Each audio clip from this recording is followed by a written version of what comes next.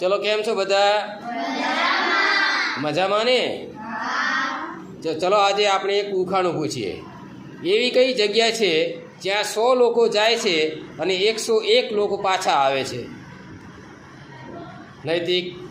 બગીચો. ના, બગીચો ખોટું છે. કિંજલ? વરઘોડો?